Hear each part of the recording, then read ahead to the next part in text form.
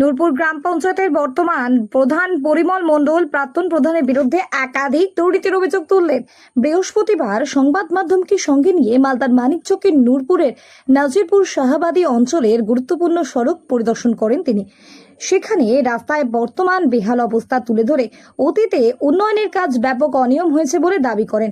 প্রধানের অভিযোগ, প্রাক্তন প্রধান নিজের নির্বাচিত এলাকায় গুরুত্বপূর্ণ রাস্তার উন্নয়ন না করে বিভিন্ন প্রকল্পের টেন্ডার বিক্রির মাধ্যমে কোটি কোটি টাকা রোজগার করছেন। দীর্ঘদিন ধরে এলাকার মানুষ উন্নয়ন রাস্তার দাবিতে সরব হলেও সেই দাবি উপেক্ষিত হয়েছে বলে অভিযোগ করেন তিনি।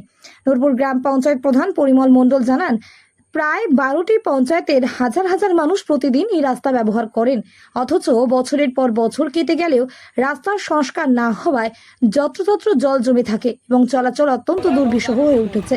বর্ষাকালে পরিস্থিতি আরও খারাপ হয়, ফলে সাধারণ মানুষকে নিত্যদিন নানা সমস্যার মুখোমুখি হতে হচ্ছে। পাশাপাশি দুর্ঘটনার ঘটনাও ঘটে চলেছে অবিরাম। সংবাদ মাধ্যমের সামনে রাস্তার বিভিন্ন অংশ ঘুরে দেখিয়ে বর্তমান প্রধান পরিমল মণ্ডল বলেন, এলাকার মানুষের দীর্ঘদিনের ভোগান্তির অবসান ঘটাতে তিনি প্রশাসনের স্তরে বিষয়টি উত্থাপন করবেন এবং দ্রুত রাস্তার পুনঃসংস্কারের জন্য প্রয়োজনীয় পদক্ষেপ গ্রহণের দাবি জানাবেন। প্রতিনিয়ত বসবাস করি। এবারে মানুষের জনসংযোগ বিচ্ছিন্নতা, ব্যবসার জন্য মানুষ যে বড় গাড়ি নিয়ে যাবে যেতে পারছে না। তাছাড়া যে আমাদের স্কুলের বাচ্চাগুলোকে নিয়ে আমরা সবচেয়ে বেশি ভাবি যে তারা কিভাবে এই রাস্তাটা প্রতিদিন অতিক্রম করবে। এইটা আমরা একযোগ হয়েছি যাতে আমরা এই রাস্তাটা তাড়াতাড়ি প্রশাসন বা সরকার করে দেন, এটা আমরা চাইছি।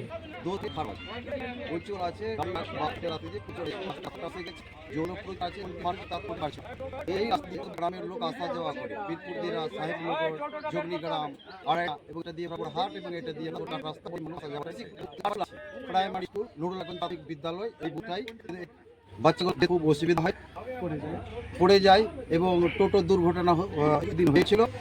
ওটাও আমরা যাই স্থানীয়ভাবে ছিলাম, বাচ্চাটাকে উঠিয়ে আবার টোটোতে চাপলাম।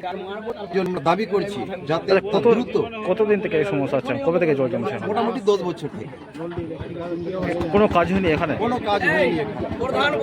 নূরপুরের নতুন প্রধান আজকে আমি আমার দীর্ঘদিনে থেকে আমার কাছে যেদিন থেকে আমি শপথ নিয়েছি, আমার নাম পরিমল মণ্ডল, বর্তমান নূরপুর গ্রাম পঞ্চায়েতের প্রধান। দীর্ঘদিন থেকে আন্দোলন করছে এরা, কিন্তু এই রাস্তা বহু ডেঞ্জার রাস্তা।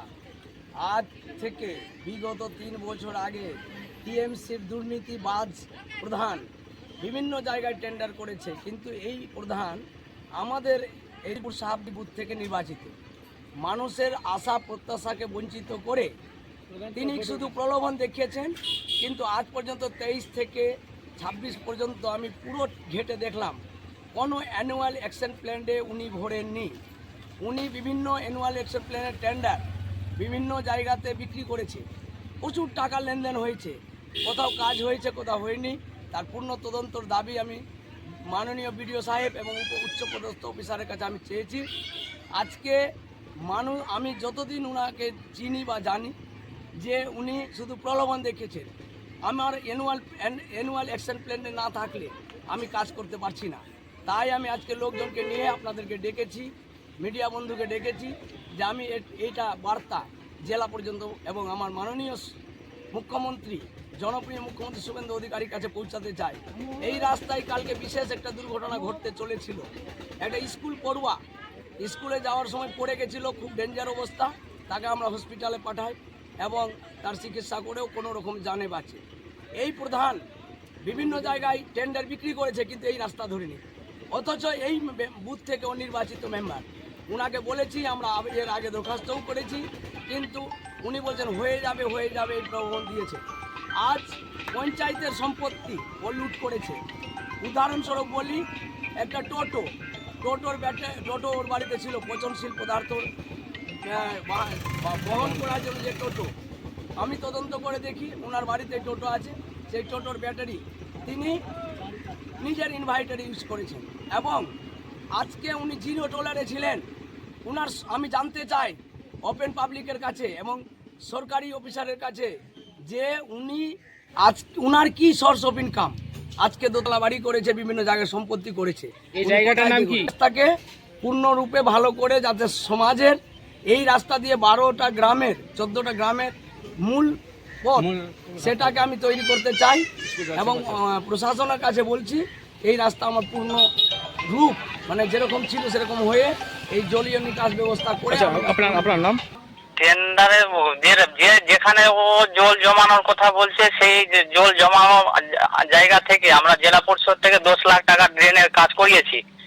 2 মাস হলো কাজ শেষ হওয়া।